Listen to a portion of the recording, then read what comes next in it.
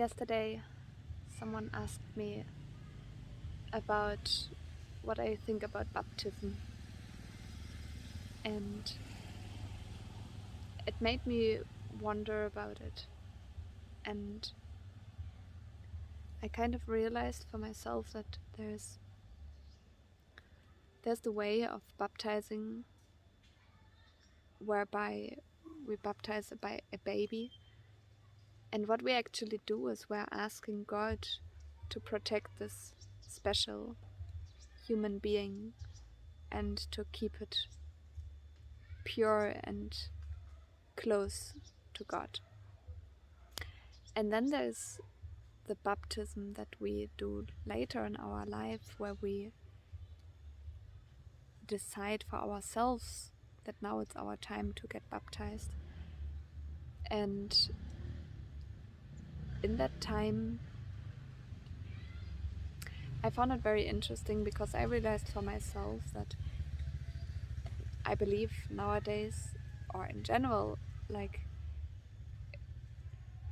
church is trying to categorize it and put it into a system that fits everybody. And same like with most systems, they don't fit everybody. The timing doesn't necessarily fit the individual development of the person. And I realized that for myself, the act of acknowledging God as more as an institution through church, but acknowledging God in my heart and actually opening my heart and with my full heart to say that I love God and I'm here offering myself and my life and everything that I have to the service of God. To reach this stage, this is where we can, like, this is an inner journey that needs to happen in a human's life. And as a baby, it's more that the parents want to give that protection to the innocent and pure little being that they are blessed to be the guardians of. And then in the later life, it's as we as children enter this world and we have to learn to master this world before we can learn to let go of this world again. And as we learn to let go of this world again, this is where we start to deeply acknowledge God in our lives, and we're letting go of the world again after having to master it in our childhood. We're letting go of the world again, and at this stage we are offering ourselves back to God, actually becoming actually growing out of this world and back into the full potential of a human being, which is being a spiritual being. And during that time, it's that that we really fill our heart with God, and that God, give ourselves back over to God. And I believe this is the state where someone should actually get baptized, because for me personally, baptism really means that we give ourselves, that we acknowledge in front of everybody that now our life belongs to God and we are now at service for God, and we're acknowledging the importance of the rules of God in our life, and the importance of a truthful Christian life, and the importance of prayer and what it means to stay close with God at all times. And I can see that most people, at least where I'm from, at least from Europe, I could say that most people nowadays, they don't want to do the baptism out of the relationship to God. They want to do it out of the relationship to church. And it's so important that we make a difference between something that is built by humans and something that is straight from God. And this is what I can see with, it's the same thing like with education, where we say one system has to fit all because we have so many, we have to kind of find like a common ground. And I understand that, but reality, I believe, is that we should look at every person's individual journey of, as a like in education, entering this world, and later on exiting this world basically again, and letting go of this world, overcoming the world. And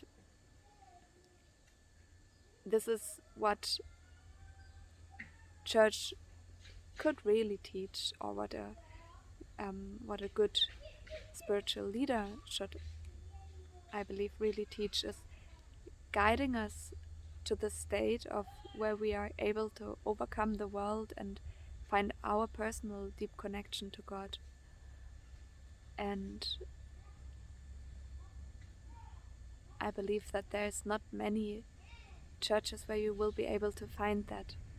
And I was talking especially here in the areas where we are in Tanzania, there's a lot of corruption and a lot of asking for money in churches. And I believe that the true teaching from Christ is basically that wherever we are, whenever we are supposed to live in the, like to have the connection to God and to live out what God is asking us to do. And this means that we teach and share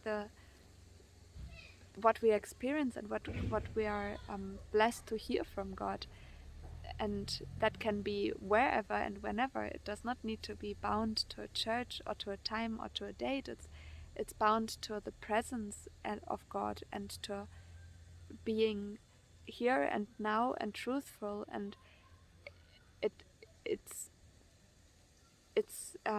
expressing in the importance of real encounters in relationships and real moments where we as humans meet each other and overcome the world because we open our hearts to each other. And there we can find deep conversations and depth, and we can learn from each other and learn what each of us has already encountered in this world and overcome from this world and experienced from above. And I found it very interesting to realize for myself that humans really have this habit of wanting to control things, and humans really want, like, we want so badly to control a world that's uncontrollable. We want so badly to put everything into systems and into boxes to make sure that we have some sort of knowing what's going to happen. But truth is that it doesn't matter where we are and what we're doing, if it's in early childhood education, raising a child, if it's being a parent, if it's being in a relationship, or if it's being in our work environment, or if it is going to church.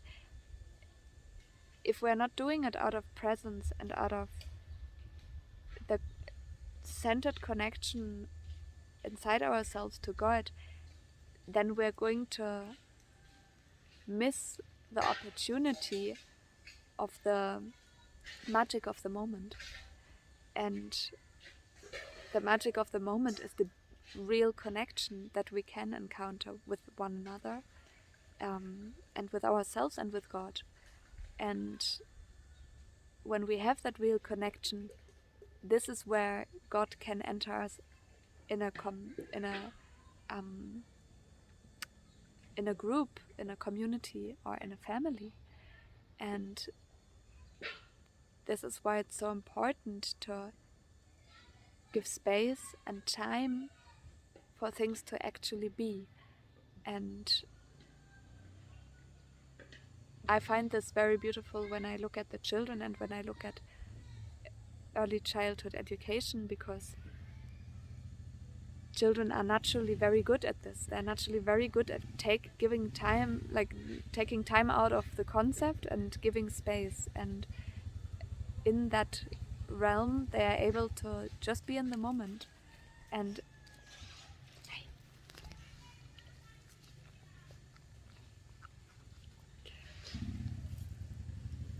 when they're just there in the moment, then they can be our teachers. And this is where, we have to teach the children what it means to live in this world, but the children are teaching us very, very well at what it means to overcome this world, because they are so close still, as they have not really entered the world yet.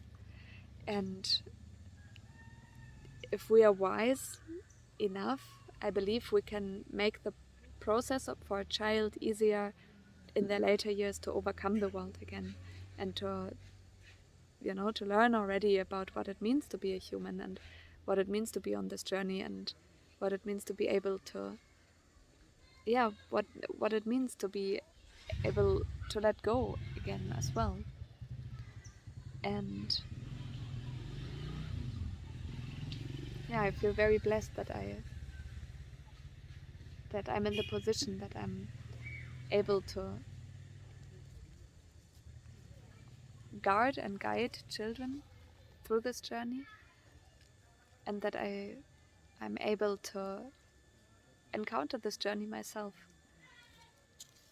And this is a blessing that everybody of us carries, because it's the same journey for everybody of us.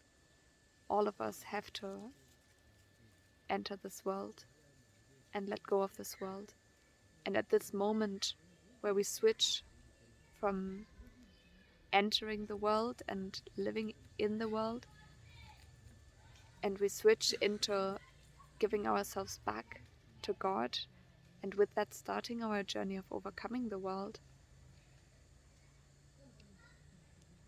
this is where I see the second baptism, or the important baptism, where we just simply give ourselves back and acknowledge ourselves to be more than the physical expression in this world, more than the idea that we were born into. And at the same time, as a parent, I can see the importance of blessing a baby and protecting them and shielding them spiritually as much as we can, because there's much in this world that is corrupt and that will want to harm innocent children, as we can see from the work that we're doing. So having a protective spiritual shield is very important there as well.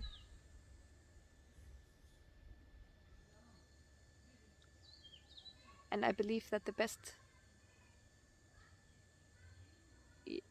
I believe that we are at the best of ourselves, like the best version of ourselves, once we're able to overcome this world and give ourselves back to service. Because this is where we acknowledge that everything we do is a service back to God, and that we are here to give light and we give love. It does not matter where we are and what we are doing, because we are all here to give light and we give love. And this is all that is asked from us in whatever setting we are. And especially in the work that we're doing with having children that are broken from this world, that have been completely abused by the darkness and the dark forces in this world, being able to give them the open arms that say, you're safe and we're going to protect you, and you're loved and you're cared for here, no matter what. I believe this is the biggest gift that we have, that we're able to do this to whoever and wherever we are. And it can be for us, it's the children that we find and that find us, but it's equally important to do that to your immediate family. We often get into a rhythm and a habituation of roles and of concepts who we are, and we believe to know someone, or get into a space of distance due to belief of knowing, like acting from the idea of someone rather than the actual moment with someone, and just giving love to the people that we are closest around, even, or that we work with, appreciation and honor for what they are carrying in this world, spiritually and physically and emotionally. And with that, we're giving ourselves to service to God. And with that, we are anchoring God's love in the world where we are, and where the love of God and the light of God is like, how do you say, like a candle that can lit many candles. So if we find that light in ourselves, then we will be able to lit the light of those around us. And I believe this is a phenomenal gift of being human. And beneath everything else of this world, this is all that matters. And I feel very blessed that I have so many people around me that I'm able to share love with. And especially when you work with children or with animals, or actually with all humans, you will see like that once you give love, it comes back to you. And there's so much gratitude and there's so many broken hearts in this world, it's hard to believe. Everybody of us encounters brokenness whilst we're entering this world, I believe. And it's so nice to acknowledge healing. It's so nice when someone gives you that kind word, or that hug that you needed, or just that appreciation for what you're doing and what you're going through. And that is a gift that does not cost anybody anything, but it's going to change someone's day and someone's life. And all of that can only happen and appear in our lives once we're able to overcome this world and to give back. And it's for free. The biggest gift in this world is for free. It's the biggest gift in the world to be able to be with God, give ourselves back to service, and just give love into this world, wherever we go, whoever we are with, to ourselves, to our four-legged friends. Much love, guys. Bye. Most of you know that it is thanks to the love and support of this community that we were able to build a village for special needs children out in Tanzania. That village now provides a safe and loving home to nearly 200 children that were living in crisis. Most of these children are special needs, but a lot of these children were homeless, and the majority have no parents or guardians in this world, other than the family that this community has allowed us to create. Everything that we do is made possible thanks to the partners who choose to partner with our family, and with it, make everything that we do possible and keep our doors open for the next children who need some help or a safe and loving family home. If you'd like to hear more about our partnership program, you can do so by visiting www.sharetanzania.com/partnership.